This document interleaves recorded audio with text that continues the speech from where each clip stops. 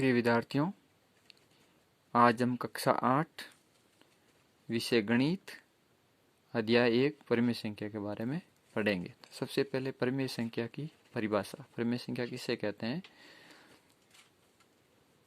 भिन्न को परिमेय संख्या कहते हैं। किसी भी संख्या को हम भिन्न में लिख सकते हैं। भिन्न का मतलब होता है अंश बटा हर। अंश बटा हर वो भिन्न होती है, अर्थात P बटा Q के रूप में लिखा जा सकता हो। अर्थात P बटा Q के रूप में लिखा जा सकता हो। अंश बटा हर के रूप में लिखा जा सकता हो, जहाँ P और Q पूर्णांक है। पूर्णांक का मतलब होता है धनात्मक और ऋणात्मक संख्या। अंश और हर दोनों धनात्मक संख्या भी हो सकती है और ऋणात्मक संख्या भी हो सकती है। तथा Q बराबर नहीं 0। हर में कभी 0 नहीं होना चाहिए। हर में 0 है तो वो परिमेय संख्या नहीं होगी। अतः Q बराबर 0 के नहीं होना चाहिए। उदाहरण 3/2 -2 0 3/8 -2/5। ये सभी परिमेय संख्या है। इस प्रकार अनेक परिमेय संख्या होती है जिसको हम P बटा Q रूप में लिख सकते हैं। -2 और 0 एक परिमेय संख्या है जिसको हम P बटा Q के रूप में लिख सकते हैं। जैसे -2/1 0/1। -2 यहाँ बटा हम कुछ नहीं लिखा हुआ है तो हम वहाँ 1 लिख सकते हैं। यहाँ भी कुछ नहीं लिखा हुआ है तो हम 1 लिख सकते हैं हर में। तो 0 भी एक परिमेय संख्या है क्योंकि हम उसको 0/1 लिख सकते हैं। जिस संख्या के हर में कोई संख्या न हो तो हम 1 लिखते हैं। किसी संख्या के हर में कोई संख्या नहीं लिखा हो तो वह हम 1 लिखते हैं। नंबर 2, परिमेय संख्याओं के गुणधर्म। परिमेय संख्याओं के गुणधर्म क्या है ये जानना जरूरी है। ये किस प्रकार लागू होते हैं? जोड़ बाकी गुणा भाग करते हैं तो कौन सी सक्रियों में गुणधर्म लागू होता है? सबसे पहले 1 नंबर स्वर्त गुणधर्म। अब ये किस तरह से लागू होता है? सबसे पहले हम लेंगे पूर्ण संख्याएं। पूर्ण संख्याओं में स्वर्त गुणधर्म किस तरह से लागू होता है? पूर्ण संख्याएं ऐसी संख्याएं जो 0 से प्रारंभ होती है। ऐसी संख्याएं जो 0 से प्रारंभ होती हैं और अनंत तक चलती है। उदाहरण 0 1 2 3 4 5 6 7 इस तरह से आगे चलती रहती है। पूर्ण संख्याएं धनात्मक होती है। धनात्मक का मतलब होता है प्लस। माइनस वाली संख्या कभी पूर्ण संख्या नहीं हो सकती।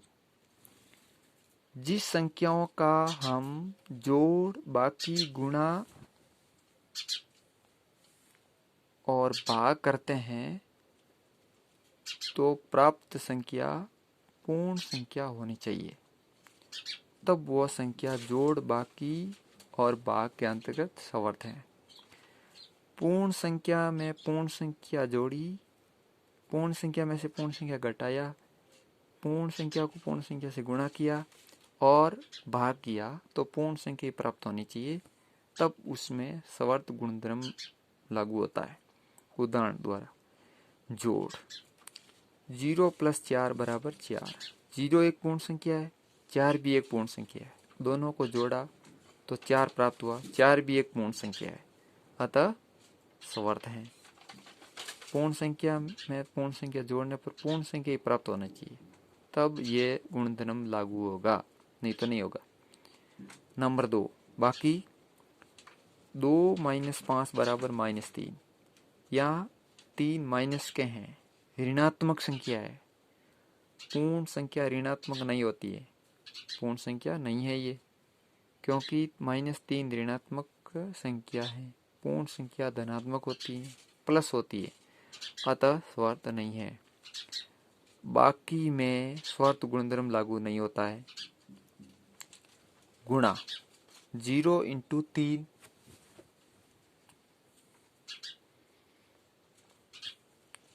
बराबर 0 पूर्ण संख्या है, अतः स्वर्त है।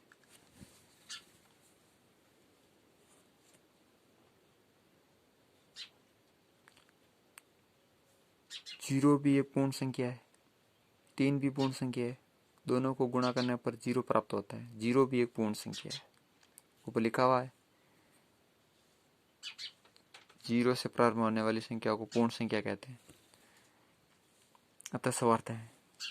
भाग 2 भाग 3, यहाँ 3 का भाग देना 2 में, 3 का भाग 2 में बराबर जाता नहीं है, इसलिए इसको हम ऐसे लिख सकते हैं 2/3, जो भिन्न है, परमेय संख्या है, पूर्ण संख्या नहीं है, भिन्न है, अतः स्वर्त नहीं है। पूर्ण संख्या प्राप्त नहीं हुई, भिन्न प्राप्त हो गई, इसलिए स्वर्त नहीं है। अतः पूर्ण संख्याओं में जोड़ गुणा में स्वर्त गुणधर्म लागू होता है, बाकी और भाग में लागू नहीं होता है। अब हम देखेंगे पूर्णांक में किस तरह से लागू होता है गुणधर्म। पूर्णांक का अर्थ होता है धनात्मक और ऋणात्मक संख्याओं को पूर्णांक कहते हैं। धनात्मक और ऋणात्मक संख्याओं को पूर्णांक कहते हैं। पूर्णांकों का गुणा, भाग, जोड़ और बाकी करने पर पूर्णांक प्राप्त होता है, अतः स्वर्त गुणधर्म होगा। उदाहरण द्वारा समझेंगे हम। जोड़ -4 पूर्णांक, 3 भी पूर्णांक, -4 में से 3 जोड़ा -1, जो एक पूर्णांक है, अतः स्वर्त है।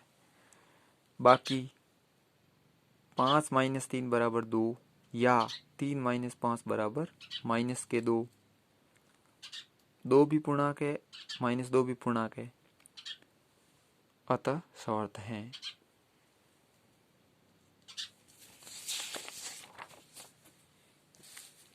गुणा -3 पूर्णांक, 5 पूर्णांक, दोनों को गुणा करेंगे तो -15 प्राप्त होता है, जो एक पूर्णांक संख्या है, अतः स्वर्त है। भाग 3 भाग 5, 5 का भाग 3 में बराबर नहीं जाता है, इसलिए हम इसको ऐसे लिख सकते हैं 3/5। ये एक भिन्न है, पूर्णांक नहीं है, अतः स्वर्त नहीं है। स्वर्त गुणधर्म पूर्णांक संख्याओं में जोड़, बाकी, गुणा में लागू होता है, भाग में लागू नहीं होता है। नंबर 4, परमेय संख्या में स्वर्त गुणधर्म किस तरह से लागू होता है, ये हम देखेंगे। सबसे पहले देखेंगे जोड़। 1/2 प्लस 3/2 हर समान है, अंश में से अंश 1 + 3, 1 और 3 को जोड़ा, जब अंश और अंश में जोड़ेंगे तो हर समान होना चाहिए। अगर हर समान नहीं है तो अंश को अंश में सीधा नहीं जोड़ते हैं। 1 + 3/2 बराबर 4/2, 2 का भाग 4 में 2 बार जाता है, अतः परमेय संख्या है, स्वर्त गुणधर्म है। इसके बटा में कुछ नहीं है, वहाँ हम 1 लिख सकते हैं, 2/1, ये परमेय संख्या बन गई P/Q के रूप में, अतः स्वर्त है। बाकी 3/4 -1/4 हर समान है, अतः 3 में से 1 घटाएंगे, 3 - 1/4, 3 में से 1 घटाने पर 2/4 बराबर 1/2। परमेय संख्या है, भिन्न है 1/2, अंश बटा है, अतः ये परमेय संख्या है, अतः स्वर्त है। गुणा 1/2 इंटू 3/5, अंश को अंश से गुणा करेंगे, हर को हर से गुणा करेंगे।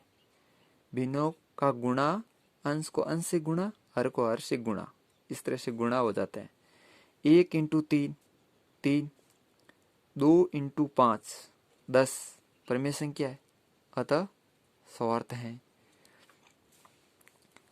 भाग 3/2 भाग 3/4 बराबर 3/2 इंटू 4/3। भिन्नों का भाग जब करेंगे तो भाग की जगह गुणे का चिन्ह लिखेंगे और ये संख्या उल्टी हो जाएगी। 4/3 यहाँ 3/4 है, यहाँ 4/3 हो जाएगी। अब अंश को अंश से गुणा, हर को हर से गुणा। 3 इंटू 4 12, 2 इंटू 3 6। अब 6 का भाग 12 में 2 बार, अतः सवर्त है। और यहाँ देखेंगे हम 2/0, इसका अर्थ यह हुआ 2/0। 0 का भाग किसी भी संख्या में नहीं जाता है। 0 का भाग किसी भी संख्या में नहीं जाता है, परंतु सभी संख्याओं का भाग 0 में जाता है 0 बार, परंतु 0 का भाग किसी संख्या में नहीं जाता है। अतः 2/0 यहाँ हर में 0 है। पीछे बताया था हर में अगर 0 है तो वो परिमेय संख्या नहीं होगी, अतः ये परिमेय संख्या नहीं है, अतः सवर्त नहीं है।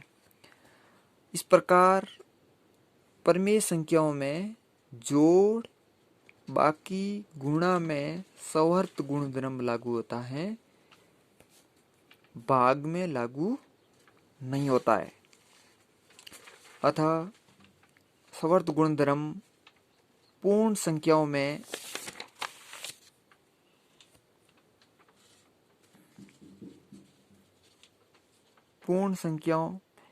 जोड़ और गुणा में लागू होता है, बाकी और भाग में लागू नहीं होता है। सवर्त गुणधर्म पूर्णांक में जोड़ बाकी गुणा में लागू होता है, भाग में लागू नहीं होता है।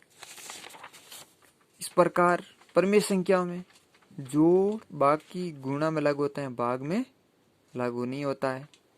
अतः सवर्त गुणधर्म किसी भी संख्या के भाग के रूप में लागू नहीं होता है। इधर देखो पूर्ण संख्या यहाँ भाग में लागू नहीं हुआ, इधर पूर्णांक में भाग में लागू नहीं हुआ, और इधर परिमेय संख्या यहाँ भाग में लागू नहीं हुआ।